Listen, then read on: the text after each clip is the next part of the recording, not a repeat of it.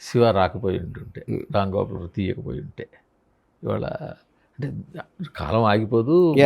మరొక సమయం XYZ ఎవరో ఒకళ్ళు వస్తారు, శివ కాదు మరో సినిమా వస్తుంది. దాన్ని అదే క్వశ్చన్ ఇంకోలా ఆలోచిస్తే, మీరు మీ ఫాదర్ అన్నపూర్ణకి కనెక్షన్ లేకుండా ఉండుంటే, లేదా మీ వీడియో లైబ్రరీలో వాళ్ళు సూర్యేంద్ర మీకు పరిచయం కాకుండా ఉంటే మీ పరిస్థితి ఏంటి? 100% ఛాన్సే లేదు. ఎందుకంటే ఇప్పుడు మా ఫాదర్ నన్ను ఎంకరేజ్ చేయకపోవచ్చు, కానీ కాంటాక్ట్ మాత్రం దొరికింది 100%. ఇప్పుడు లేకపోతే వెంకట్ ఎలా కలుస్తాను నేను? ఇంపాసిబుల్ కాదు, ఇంపాసిబుల్. నేను స్టూడియో గేట్ బయట నుంచి ఉంటే ఎవరు రానిరు కదా లోపలికి. డైరెక్టర్ అవ్వాలని బలమైన ఇదైతే పడిపోయింది. కాకపోతే దానికి ముందే ఇప్పుడు నేను రామోజీరావు గారు ఆయన ప్రతిఘటన ఇవన్నీ చేస్తున్నప్పుడు నేను న్యూస్ టైంకి ఒక ఆర్టికల్ రాశాను. ఆయనకి న్యూస్ టైం అని ఒక పేపర్ ఆ టైం చాలా మంచి అది. దాంట్లో the ideas that killed 30 million people అని philosopher Nietzsche influence on Hitler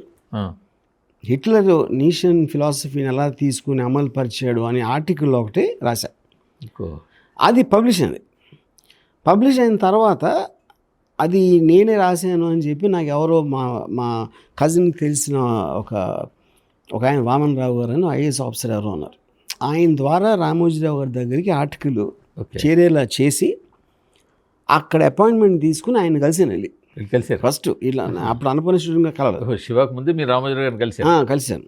కలిసి నేను చెప్పాను ఇలా సినిమా అంటే, ఆయన ఎక్స్పీరియన్స్ లేకుండా ఎలా చేస్తావు అని. ఆయన కూడా బేసిక్ ఈ ఐడియా చెప్పారు. ఆయన కూడా శివ చెప్పలా, వేరే ఇంకో ఐడియా చెప్పాను. రాత్రి సినిమా చెప్పాను.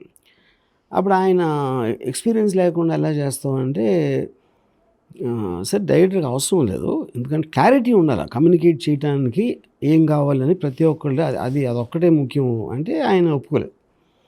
నువ్వేదో రాసావు అంటే నేను కాలమిస్ట్గా జాబ్ ఇస్తాను కానీ డైరెక్టర్ ఎట్లా ఇస్తాను అని చెప్పి వచ్చేసాడు.